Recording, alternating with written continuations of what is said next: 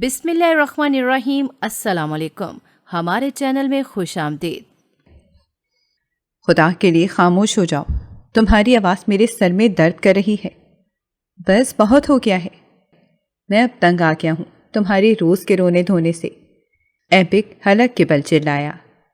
اس کی سسکیاں فوراً ہی تھمی تھیں، جو خوفزدہ نسوں سے اپنے مزاجی خدا کی طرف دیکھنے لگی، جو اس وقت بہت غصے میں تھا۔ ایبک کا بس نہیں چل رہا تھا کہ وہ اس لڑکی کا حشر نشر کر دے، جو اس کے سامنے بیٹھی کسی اور شخص کے لیے آنسو بہا رہی تھی۔ لیکن اب مجھ سے یہ سب کچھ نہیں ہوگا۔ اگر تمہیں جدائی کا اتنا ہی غم ہے تو چلی جاؤ واپس اس کے پاس۔ میری زندگی کو اجیرا سکون چاہیے۔ اس طرح کی ڈرامے بازیاں مجھے پسند نہیں ہیں۔ کتنی بار سمجھا چکا ہوں تمہیں میں، جو کچھ ہو گیا ہے بس بھول جاؤ اسے۔ میں کیسے بھول سکتی ہوں اسے؟ اس سے میں محبت کرتی تھی۔ اب کی بار وہ نرمی سے بولی، لیکن اس کی آواز میں درد نمایاں تھا۔ ایبک نے اپنی مٹھیاں بھینچ لی۔ وہ اپنے غصے کو دبانے کی کوشش میں ہلکان ہو رہا تھا، مگر اس کا غصہ کسی صورت بھی کم نہیں ہو رہا تھا۔ مگر اس نے تو تمہیں دغا دیا۔ وہ تم سے محبت نہیں کرتا تھا۔ صاف ظاہر ہے کہ اس نے صرف اور صرف تمہارے جذبات کے ساتھ کھیل کر تمہیں چھوڑ دیا ہے۔ کیا تم ایک ایسے انسان کے ساتھ پھر بھی محبت کرنا پسند کرو گی؟ محبت تو خود بخود ہو جاتی ہے، یہ جان بوجھ کر نہیں کی جاتی۔ میں نے 3 سال تک اس کے خواب دیکھے تھے، صرف اور صرف اسے ہی سوچتی رہی تھی۔ اب میں کیسے ایک دم سے اسے بھول سکتی ہوں اور کیسے اس نئے رشتے کو قبول کر سکتی ہوں؟ یہ میرے لیے بہت مشکل ہے۔ اگر تم یہ سب قبول نہیں کر سکتی تھی تو میری زندگی میں شامل ہو کر میری زندگی کو تباہ کرنے کا کیا مقصد تھا؟ اس کا بس نہیں چل رہا تھا کہ وہ سامنے بیٹھی ہوئی لڑکی کا منہ نوچ ڈالے، جو اس کے جذبات سے مکمل طور پر انجان اس کے دل پر خنجر کی طرح وار کر رہی تھی۔ وہ سہم گئی اور بیڈ پر دبک کر پھوٹ پھوٹ کر رونے لگی۔ اب اسے دوبارہ سے روتا دیکھ کر اس نے اپنا سر دونوں ہاتھوں میں گرا دیا۔ وہ سمجھ نہیں پا رہا تھا کہ کیسے اس لڑکی کو سمجھائے، کیسے اس لڑکی کو اس فریبی انسان کی محبت کے جال سے نکالیں۔ اسے یہ سب کچھ بہت ہی مشکل لگ رہا تھا۔ دیکھو، میں بہت زیادہ تھک گیا ہوں، اب مجھ میں مزید ہمت نہیں ہے۔ تم اپنا یہ رونے کا شغل کل پورا کر لینا۔ یہ کہہ کر وہ سونے کے لیے لے گیا۔ تھوڑی ہی دیر بعد اس کے خراٹوں کی آواز پورے کمرے میں گونج رہی تھی۔ اس دوران اس کی سسکیاں بھی دب کر رہ گئی تھیں۔ اس نے بیڈ کی چادر اپنی مٹھی میں دبوچ دی۔ تکلیف کا احساس تھا کہ بڑھتا ہی چلا جا رہا تھا۔ ذہنی اذیت کم ہونے کا نام ہی نہیں لے رہی تھی۔ پہلے پہل وہ سوچتی تھی کہ جسمانی اذیت ہی سب سے زیادہ تکلیف پہنچاتی ہے، لیکن اب اسے احساس ہو رہا تھا کہ جب انسان کا ذہن ہی اپنے قابو میں نہ رہے تب ہونے والی تکلیف سب سے بڑی ہوتی ہے، اور جس کی کوئی بھی دوا نہیں ہوتی۔ اس تکلیف سے انسان کو خود ہی نکلنا پڑتا ہے۔ تھوڑی دیر مزید گزری تھی کہ ایبک کی نیند دوبارہ سے ٹوٹ گئی۔ اس نے ایک گہری سانس لی اور اپنی جگہ پر اٹھ بیٹھا۔ وہ نہ چاہتے ہوئے بھی اس لڑکی کی ذات میں دلچسپی لینے لگا تھا۔ اس نے گہری سانس لی اور اس سے کہا، اب کیا مسئلہ ہے تمہیں؟ کیوں خاموش نہیں ہو رہی؟ آخر تم چاہتی کیا ہو؟ کل بھی تمہاری وجہ سے میں آفس سے لیٹ ہو گیا تھا۔ اب اگر مجھے دوبارہ سے دیر ہو گئی تو تایا جان بہت غصہ کریں گے۔ میں آپ سے کچھ بھی نہیں چاہتی، آپ بے شک سونے کے لیے لیٹ جائیں۔ کون سا آپ کو میرے رونے سے کوئی فرق پڑتا ہے؟ اس نے شکایتی انداز میں پوچھا۔ اس کی بات سن کر نہ چاہتے ہوئے بھی اس کے پہلو میں بیٹھے ہوئے شخص کے لبوں پر مسکراہٹ پھیل گئی اور تلخی سے سوچنے لگا کہ جب میری بیوی میرے سامنے کسی اور مرد کا نام لے رہی ہو اور اپنی محبت کے قصے یاد کر رہی ہو تو میں کیسے اس کی ہاں میں ہاں ملا سکتا ہوں؟ یہ تو تم نے بالکل ٹھیک بات کہی ہے، کیونکہ مجھے تمہارے رونے سے کوئی فرق نہیں پڑتا اور نہ ہی کسی اور کو کوئی فرق پڑتا ہے۔ یہاں تک کہ تمہاری ماں نے بھی تمہیں صاف صاف کہہ دیا ہے کہ اگر دوبارہ تم نے کبھی ان کے سامنے آنسو بہائے تو وہ تمہارا منہ توڑ ڈالیں گی۔ وہ آنکھیں پھاڑ کر حیرت سے اس کے چہرے کی طرف دیکھنے لگی اور کہنے لگی، کیا آپ نے میری اور امی کی باتیں سنی تھی؟ جس پر نہ چاہتے ہوئے بھی وہ مسکرا دیا۔ ظاہر سی بات ہے، اب میں بہرا تو نہیں ہوں۔ جب تمہاری ماں تمہیں سمجھا کر گئی تب میں واش روم میں نہا رہا تھا۔ شاید تمہارا دھیان مجھ پر سے ہٹ گیا تھا، لیکن میں نے سب کچھ سنا۔ وہ بہت زیادہ شرمندہ ہو گئی کیونکہ اس نے کچھ ایسی باتیں بھی کہی تھیں جو کبھی بھی اس انسان کے سامنے نہیں کہہ سکتی تھی۔ اس کا چہرہ دوبارہ سے لال ہوتا دیکھ کر ایپک کو اپنے دل کی دھڑکنیں منتشر ہوتی ہوئی معلوم ہوئی۔ اس نے جلدی سے اپنے آپ پر قابو پایا اور اس سے سخت لہجے میں کہا، اب اگر مجھے دوبارہ تمہاری رونے کی آواز آئی تو میں تمہیں باہر نکال دوں گا، پھر ساری رات تم سردی میں باہر ہی کھڑی رہو گی۔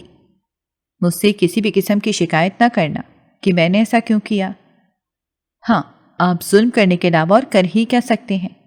جب سے میں یہاں پر آئی ہوں تب سے مجھے ڈانٹ ہی رہے ہیں اور مجھ پر رو بھی جما رہے ہیں۔ مجھے تم ایک بات بتاؤ، کیا ایک دن بھی تم پر میری کسی بات کا کوئی اثر ہوا؟ یا تو تم میری باتوں کو سیریس دو اور واقعی مجھ سے ڈر جاؤ، تب ہی میں کہوں کہ چلو یہ لڑکی مجھ سے خوفزدہ ہوتی ہے، اس سے مجھے نرمی اختیار کرنی چاہیے۔ تم سے میں نرمی سے بات کرتا ہوں تو تم میرے سر پر چڑھ کر ناچنے لگتی ہو، تم پر غصہ کرتا ہوں تب بھی تم ایسا ہی کرتی ہو۔ مجھے بتاؤ کہ تم کس مٹی سے بنی ہوئی ہو؟ اس نے یہ بات مکمل نہیں کی تھی کہ وہ دوبارہ سے رونے لگی۔ یا اللہ مجھے صبر دے، مجھے اس لڑکی کو سنبھالنے کا حوصلہ دے۔ تمہیں پتہ ہے مجھے سب سے زیادہ غصہ تمہارے ماں باپ پہ آ رہا ہے۔ ابھی تمہاری عمر بمشکل 18 سال ہوئی تھی، تم صرف اور صرف 15 سال کی تھیں جب انہوں نے تمہاری منگنی کر دی۔ میں نے ان لوگوں کو سمجھایا بھی تھا کہ ابھی تمہاری عمر نہیں ہے، مگر پتہ نہیں تمہارے باپ کے دل میں کون سا لالچ بیٹھ گیا تھا کہ وہ کسی کی بھی بات سننے کے لیے راضی نہیں تھا۔ میں نے انہیں سمجھایا بھی تھا کہ صرف اور صرف 4 سال انتظار کر لیں۔ 4 سال کے بعد میں خود… بات کرتے کرتے وہ یکدم ہی خاموش ہو گیا۔ اسے یوں چپ ہوتا دیکھ کر وہ جلدی سے بولی کہ آپ خود کیا؟ وہ تجسس سے اس کے چہرے کی طرف دیکھ رہی تھی۔ ایپک نے غصے سے اسے گھورا اور کہا کہ چلو چپ کر کے اب سو جاؤ۔ لوگوں کے شوہر اتنے اچھے ہوتے ہیں کہ وہ انہیں گھمانے کے لیے لے کر جاتے ہیں، انہیں ان کی پسند کے کھانے کھلاتے ہیں۔ ایک میرا شوہر ہے جو ہمیشہ ہی مجھے چپ رہنے کی نصیحت کرتا رہتا ہے۔ وہ دوبارہ سے بڑبڑا رہی تھی، یہ بات جانے بغیر کہ اس کی بڑبڑاہٹ بہت اونچی ہے، جو اس کے پہلو میں لیٹے ہوئے انسان کو صاف سنائی دے رہی ہے۔ عورتیں اپنے مزاج خدا کو شوہر کا رتبہ بھی دیتی ہیں اور پھر اس کے حقوق بھی پورے کرتی ہیں، لیکن پتہ نہیں یہ لوگ کب اپنی پچھلی محبت کے غم سے باہر نکلیں گے۔ اس نے اسی کے انداز میں جواب دیا تھا۔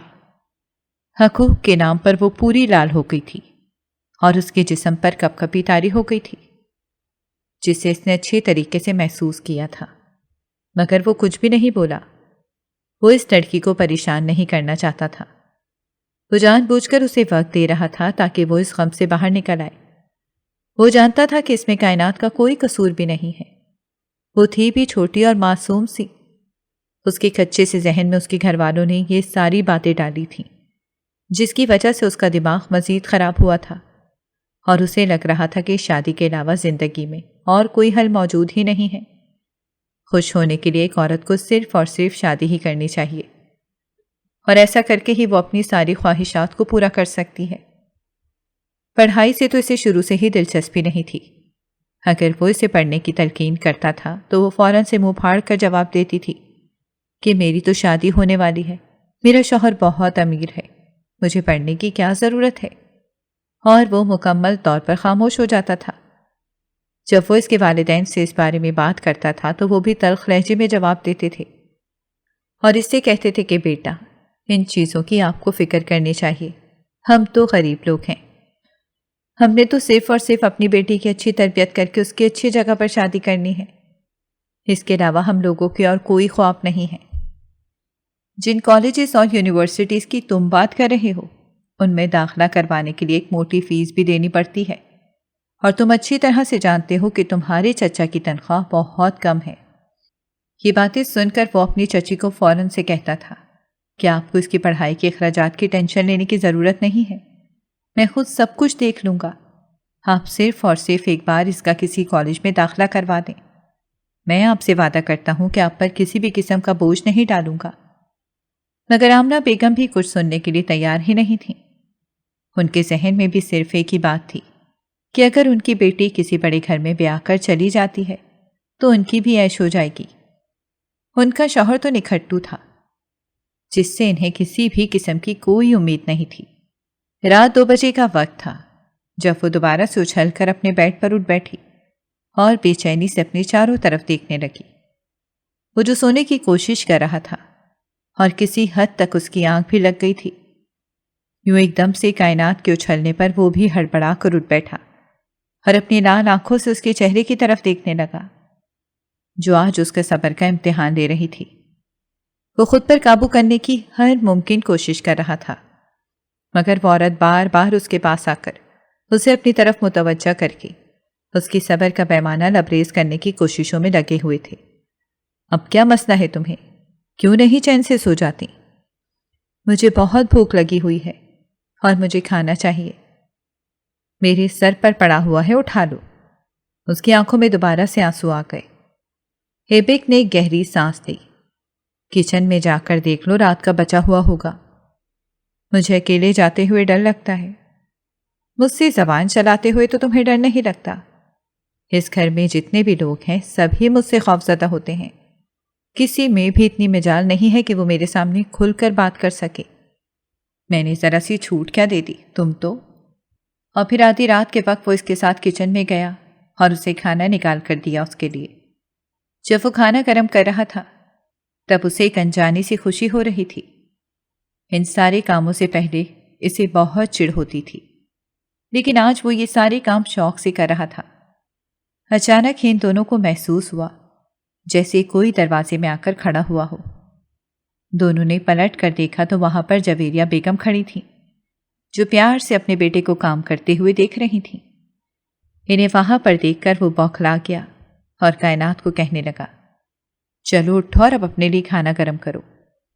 ارے بیٹا، اس میں کوئی بری بات نہیں ہے۔ اگر تم اپنی بیوی کے لیے کھانا گرم کر رہے ہو تو یہ تو محبت کی نشانی ہے۔ مجھے تو خوشی ہو رہی ہے۔ چلو تم لوگ کھانا کھاؤ، میں بھی سونے کے لیے جا رہی ہوں۔ کچن سے آوازیں آئی تھیں تو آنکھ کھل گئی تھی۔ یہ کہہ کر وہ دوبارہ سے اپنے کمرے کی طرف پلٹ گئیں، جبکہ وہ شرمندہ ہو گیا۔ کائنات نے ایک نظر اس کے چہرے پر ڈالی اور مزے سے کہنے لگی، کہ آپ کو شرمندہ ہونے کی بات نہیں ہے۔ میں کوئی غیر عورت نہیں ہوں، بلکہ آپ کی اپنی ہی بیوی ہوں۔ یہ بات تمہیں اس وقت کیوں یاد نہیں آتی جب تم میرے سامنے اپنے عاشق کے قصے سناتی ہو؟ تب میں بھول جاتی ہوں، اس نے دوبارہ مزے سے کہا، اور پھر کھانا کھانے میں مصروف ہو گئی۔ اب نہ چاہتے ہوئے بھی وہ اس انسان کی ذات میں دلچسپی لینے لگی تھی۔ کھانا کھانے کے دوران وہ دوبارہ سے اپنے ماضی میں کھو گئی۔ کائنات اپنے والدین کی اکلوتی بیٹی تھی۔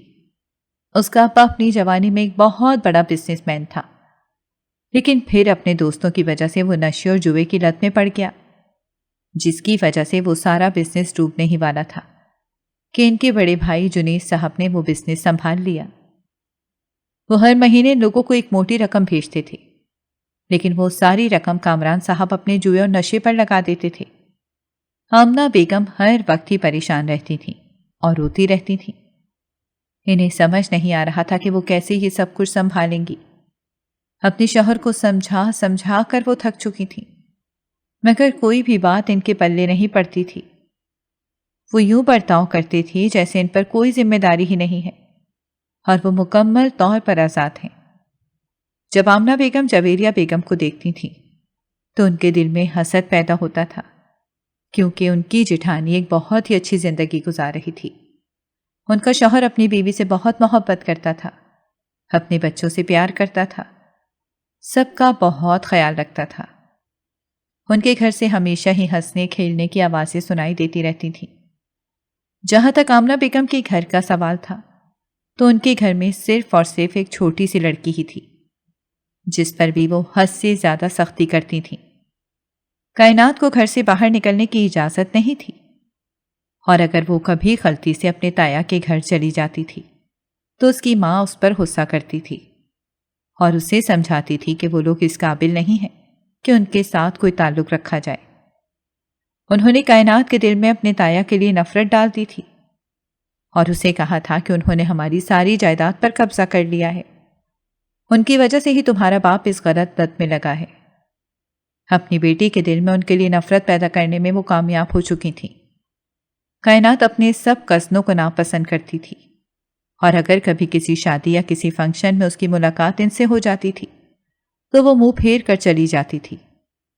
جہاں تک ایبک کا سوال تھا، اسے تو دیکھ کر ہی کائنات کا دل خراب ہونے لگتا تھا، جس کی ایک وجہ یہ بھی تھی کہ وہ حد سے زیادہ کھڑوس بنتا تھا۔ صرف 2-3 بار ہی اس کا ایبک کے ساتھ آمنا سامنا ہوا تھا، اور اس نے ہمیشہ ہی تلخ لہجے میں بات کی تھی، جس سے کائنات کو اپنی ماں کی باتیں سچ ثابت ہوتی ہوئی معلوم ہوئی تھیں۔ اس کے بعد تو وہ مکمل طور پر اس سے دور ہو گئی تھی۔ جہاں تک باقی کزنوں کا سوال تھا تو وہ ان سے بھی دوری اختیار کر کے رکھتی تھی۔ اسے اکیلے ہی زندگی گزارنے کی عادت تھی۔ پڑھائی سے اسے بالکل بھی دلچسپی نہیں تھی۔ سارا دن ہی وہ دھوپ میں لیٹ کر رسالے پڑھتی رہتی تھی، اور گرمیوں میں کمرے میں اے سی لگا کر بیٹھ جاتی تھی۔ ویسے بھی ان سب کا بل تو اس کے تایا جان نے ہی دینا ہوتا تھا۔ وہ لوگ ان کی ہر طرح سے مدد کرنے کی کوشش کرتے تھے اور ہر طرح سے ان کا خیال رکھتے تھے، مگر اس کے باوجود بھی آمنہ بیگم کے گلے شکوے ختم نہیں ہوتے تھے۔ وہ ہمیشہ ہی اپنی غربت کا رونا روتی رہتی تھیں۔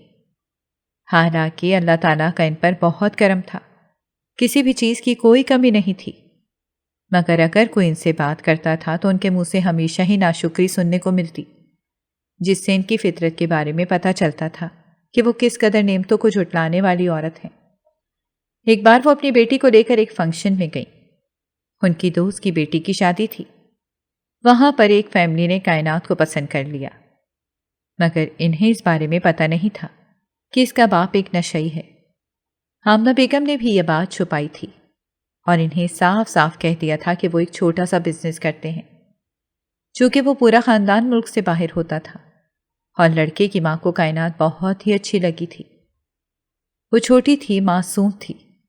وہ چاہتی تھی کہ وہ اسے اپنے ساتھ امریکہ لے کر چلی جائیں گی اور پھر ساری زندگی ہی اسے اپنی نوکرانی بنا کر رکھیں گی، اسے گھر کے کام کاج بھی کروائیں گی، جس سے وہ عیاشی بھری زندگی گزاریں گے۔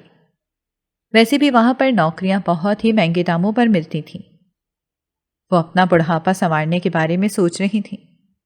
جہاں تک ان کے بیٹے کا سوال تھا تو اس کی بھی پہلے ایک شادی ہو چکی تھی، لیکن وہ اپنی بیوی سے خوش نہیں تھا۔ وجہ یہ تھی کہ اس کی بیوی بہت ہی بدصورت تھی، لیکن وہ حد سے زیادہ امیر تھی۔ اس کی بیوی کی ابھی تک کوئی اولاد بھی نہیں تھی، جس کی وجہ سے اس کی بیوی نے اسے اجازت دے دی تھی کہ تم کسی معمولی سی پاکستانی لڑکی سے شادی کر لو، لیکن پھر تم اس کے ساتھ بعد میں میرے جیسا تعلق نہیں رکھو گے، صرف اور صرف بچے کے لیے اس سے نکاح کرو گے اور پھر بعد میں اسے اپنی ماں کے حوالے کر دو گے۔ ارسلان نے بھی ایسا ہی سوچا تھا، کیونکہ اسے بھی ایک ساتھ 2 بیویاں سنبھالنا بہت مشکل لگ رہا تھا۔ وہ اپنی پہلی بیوی کو بھی بہت اچھے طریقے سے جانتا تھا کہ اگر اسے اپنے شوہر کی کوئی بھی بات بری لگی تو وہ اسے جائیداد سے ہی بے دخل کر دے گی۔ وہ اتنی بڑی اسامی کو اپنے ہاتھوں سے اتنی آسانی سے جانے نہیں دے سکتا تھا۔ اس وقت کائنات کی عمر صرف اور صرف 15 سال تھی۔ اس کی ماں نے 3 سال کا وقت مانگا تو وہ راضی نہیں ہوئی، لیکن پھر کچھ ہی دنوں بعد وہ راضی ہو گئے، کیونکہ اس دوران ارسلان کو ایک بہت بڑا پروجیکٹ ملا تھا، جس کے سلسلے میں اسے دوسرے ملک جانا تھا، اور اس نے خود سے وعدہ کیا تھا کہ جب تک وہ اس پروجیکٹ میں کامیاب نہیں ہو جائے گا تب تک وہ نکاح نہیں کرے گا۔ اس میں بھی 2 یا 3 سال لگ ہی جانے تھی۔ اس دوران وہ روز رات کے وقت کائنات کو باقاعدہ کال کرتا تھا۔ وہ اس کی تعریفوں میں زمین اور آسمان کے کلابے ملاتا تھا، اسے ایک احساس دلاتا تھا کہ وہ اس کے لیے سب سے زیادہ اہم ہے، اس سے بہت پیار کرتا ہے اور اس کے بغیر زندگی گزارنا ارسلان کے لیے مشکل ہی نہیں ناممکن ہے۔ کائنات کے تایا جان کو پہلے تو ایک لمبے عرصے تک اس بارے میں کچھ بھی پتہ نہیں تھا۔ آمنہ بیگم اندر ہی اندر اکیلی ہی سارے فیصلے لے رہی تھیں، کیونکہ انہیں بھی امیر ہونے کا شوق چڑھا ہوا تھا۔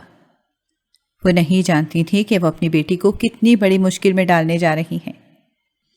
انہوں نے یہ بات جان بوجھ کر اپنے جیٹ سے چھپائی تھی، کیونکہ وہ جانتی تھی کہ وہ دوبارہ سے تفتیش کرنا شروع ہو جائیں گے، اور وہ نہیں چاہتی تھی کہ کچھ بھی خراب ہو۔ اسی وجہ سے وہ بہت ہی محتاط انداز میں قدم اٹھا رہی تھی۔ کائنات کے گھر کی چھت تایا جان کے گھر کی چھت کے ساتھ ملتی تھی۔ وہ جب بھی اوپر جا کر کال کرتی تھی تو 7 والی چھت میں بیٹھا ہوا ایبک اسے بآسانی دیکھ بھی سکتا۔ اسے بآسانی دیکھ بھی سکتا تھا اور اس کی باتیں بھی سن سکتا تھا۔ بعض اوقات تو اسے کوفت ہونے لگتی تھی کہ آخر کوئی اتنی زیادہ باتیں کیسے کر سکتا ہے، لیکن ایک دن جب اس نے اس کی باتوں کو غور سے سنا تو اسے لگا کہ اس کے قدموں کے نیچے سے زمین نکل گئی ہے۔ صاف ظاہر ہو رہا تھا کہ جس لڑکی کو وہ پسند کرتا ہے اور جس لڑکی کو وہ اپنی دلہن بنانا چاہتا ہے، وہ لڑکی تو کسی اور کی ذات میں دلچسپی لے رہی ہے۔ یہ بات اس کے دل پر خنجر کی طرح لگی تھی۔ ایک لمحے کی دیری کیے بغیر وہ نیچے کچن کی طرف بھاگا تاکہ اپنی ماں سے اس بارے میں گفتگو کر سکے۔ جب اس نے اپنی ماں کو بتایا تو وہ پھیکے سے انداز میں مسکراتے ہوئے کہنے لگی، ہاں مجھے بھی آج ہی پتا چلا ہے کہ آمنہ نے اپنی بیٹی کی منگنی کر دی ہے، لڑکا امریکہ میں ہوتا ہے۔ ارے ایسے کیسے ہو سکتا ہے؟ وہ کیسے اپنی بیٹی کی بغیر کسی تفشیش کیے منگنی کر سکتی ہیں؟ انہیں اندازہ بھی ہے کہ یہ دنیا کس قدر ظالم ہے۔ جویریہ بیگم نے ایک گہری سانس دی اور کہنے لگی، بیٹا ہم اس معاملے میں کچھ بھی نہیں بول سکتے۔ اگر وہ ہم سے کوئی مشورہ لیتی تب ہم انہیں مشورہ دیتے ہوئے اچھے لگتے تھے، لیکن انہوں نے تو ہمیں دودھ میں سے مکھی کی طرح باہر نکال دیا۔ صاف ظاہر ہو رہا ہے کہ ان کی نظروں میں ہمارے لیے ذرا بھی عزت نہیں ہے۔ وہ تڑپ اٹھا اور کہنے لگا کہ ابا جان اس بارے میں کیا کہہ رہے ہیں؟ انہیں فی الحال میں نے کچھ بھی نہیں بتایا، جب ان سے بات کروں گی تب تم بھی میرے ساتھ ہی چلنا۔ یہ کہہ کر وہ دوبارہ سے اپنے کام میں مصروف ہو گئی، جبکہ اس کا دماغ بہت بری طرح سے جھنجھنا رہا تھا۔ وہ سوچ رہا تھا کہ 1 سال کے بعد اس کی پڑھائی مکمل ہو جائے گی اور پھر 2 سالوں بعد وہ اپنا بزنس بھی سیٹل کرنا شروع کر دے گا، مگر یہاں پر تو سب سے پہلے ہی اس چھوٹی سی لڑکی کی منگنی ہو گئی تھی۔ وہ پوری رات اس نے جاگتے ہوئے گزاری تھی۔ اسے خود پر حیرانگی بھی ہو رہی تھی اور غصہ بھی ہو رہا تھا، کیونکہ وہ حد سے زیادہ لاپرواہ انسان تھا۔ اگر یہ کہا جائے کہ اس کے دل میں جذبات اور احساسات نام کی کوئی چیز نہیں تھی تو کچھ بھی غلط نہیں ہوگا، مگر جب سے اس نے کائنات کو اس شادی پر دیکھا تھا اور اس سے باتیں کی تھیں، تب سے ہی وہ اسے اچھی لگنے لگی تھی۔ وہ نہیں جانتا تھا کہ آخر اس لڑکی میں ایسی کون سی کشش ہے جو بار بار وہ اس کی طرف کھینچا چلا جاتا ہے، مگر جو بھی تھا اس کا دیوانہ ہو گیا تھا، اور اب اس کے بغیر سانس لینا بھی اسے دشوار لگتا تھا۔ شام کے وقت جب اس نے ابا جان سے اس بارے میں بات کی تو وہ بھی مایوسی سے کہنے لگے کہ بیٹا مجھے خود اس بارے میں کچھ بھی نہیں پتا۔ میں نے ان سے لڑکے کا نمبر اور گھر والوں کا پتہ پوچھا ہے، مگر وہ کچھ بھی بتانے کے لیے تیار نہیں ہے۔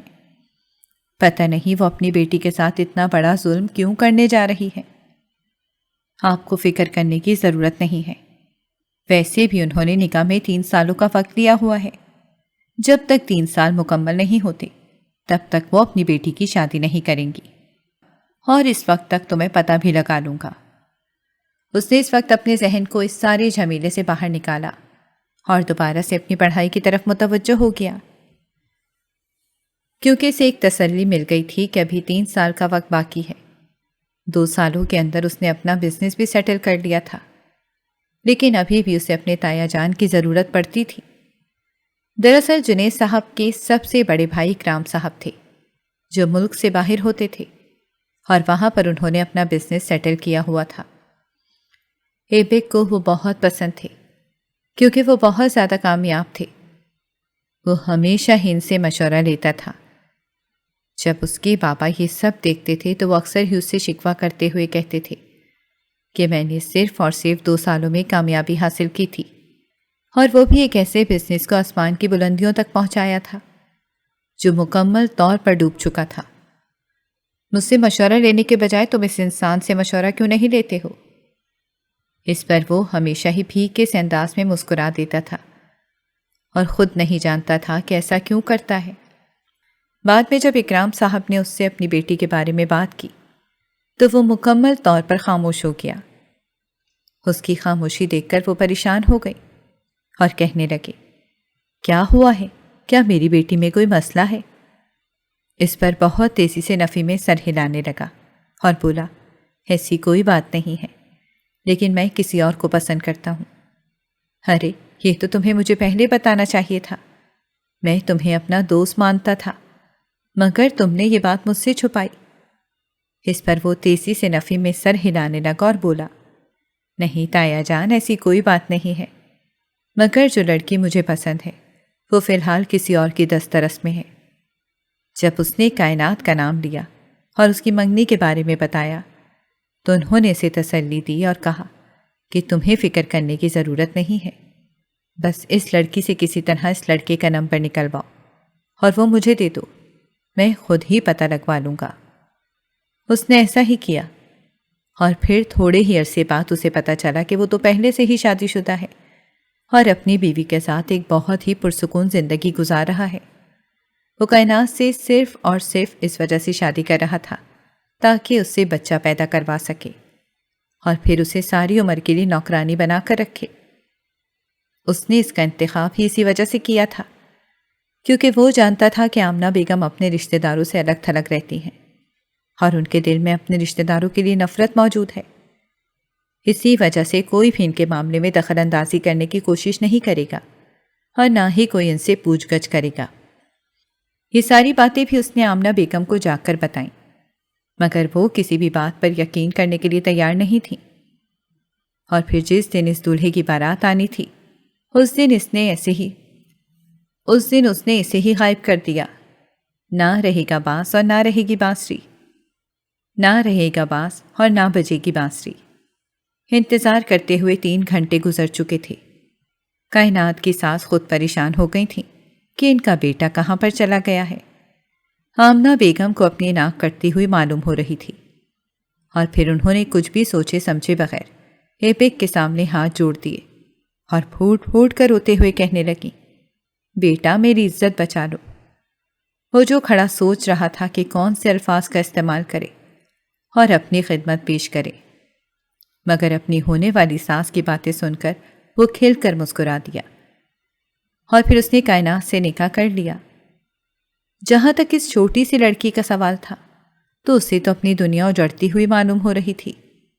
3 سالوں تک اس نے جس لڑکے سے باتیں کی تھیں اور جس سے اس نے شدید محبت کی تھی وہ اسے بیچ راہ میں چھوڑ کر چلا گیا تھا، مگر ایبک کا ماننا کچھ اور تھا اور وہ یہ سوچ رہا تھا کہ اگر اس چھوٹی سی لڑکی کو اس بارے میں پتہ چلتا کہ وہ انسان اسے صرف اور صرف نوکرانی بنانے کے لیے اپنے ساتھ لے کر جا رہا ہے تو یہ بات اسے زیادہ دکھ دیتی۔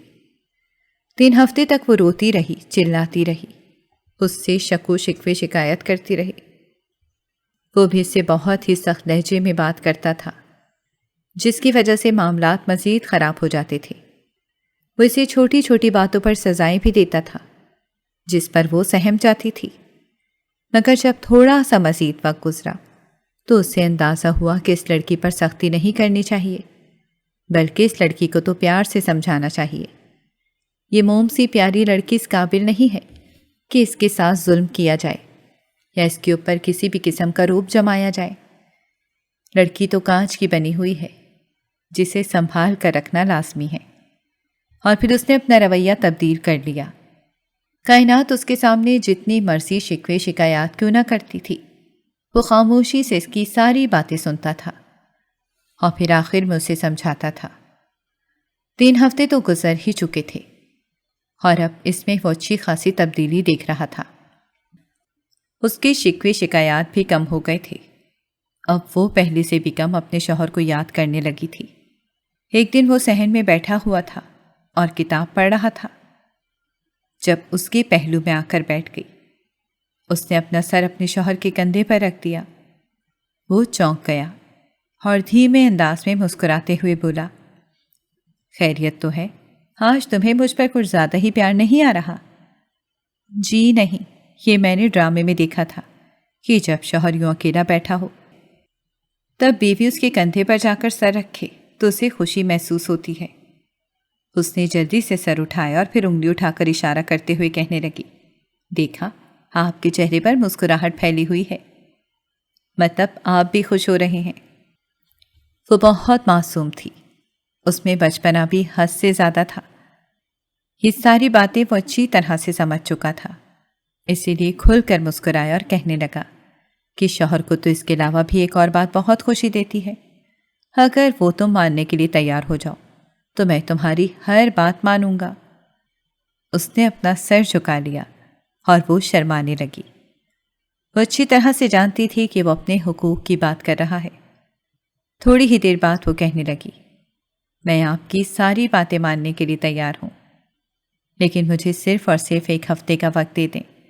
میں آپ سے وعدہ کرتی ہوں کہ اس کے بعد آپ کو کسی بھی قسم کی شکایت کا موقع نہیں دوں گی۔ وہ زور و شور سے ہاں میں سر ہلانے لگا۔ وہ یہی چاہتا تھا کہ یہ لڑکی خود اس کے پاس آئے، اسے اس لڑکی پر کسی بھی قسم کی زبردستی کرنے کی ضرورت نہ پڑے۔ کیا آپ مجھے بتا سکتے ہیں کہ اس دن میرا شوہر کیوں غائب ہو گیا تھا؟ کیونکہ میں یہ مان ہی نہیں سکتی کہ آپ کو اس بارے میں کچھ پتہ نہیں ہوگا۔ جواب میں اس نے گہری سانس لی۔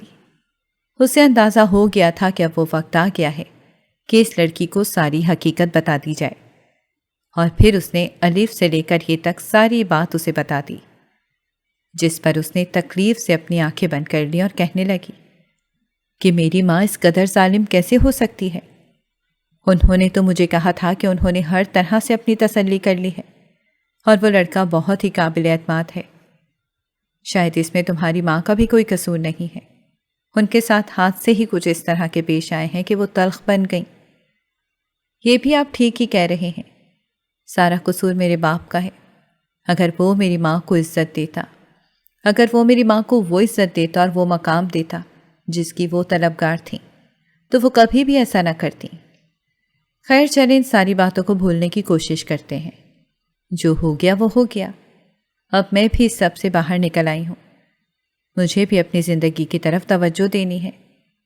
میں کیونکہ کسی ایسے انسان کے لیے خود کو یا آپ کو تکلیف نہیں پہنچاؤں گی جسے کبھی بھی میری ذات سے کوئی دلچسپی نہیں رہی تھی، اور جو صرف اور صرف اپنا مطلب پورا کرنے کے لیے میری طرف ہاتھ بڑھا رہا تھا۔ پھر وہ مسکرا دی اور کہنے لگی، میں آپ کی شکر گزار ہوں جس نے اتنا سب کچھ جانتے ہوئے بھی مجھے اپنا لیا، کیونکہ میں تم سے محبت کرتا تھا، کرتا ہوں اور کرتا رہوں گا۔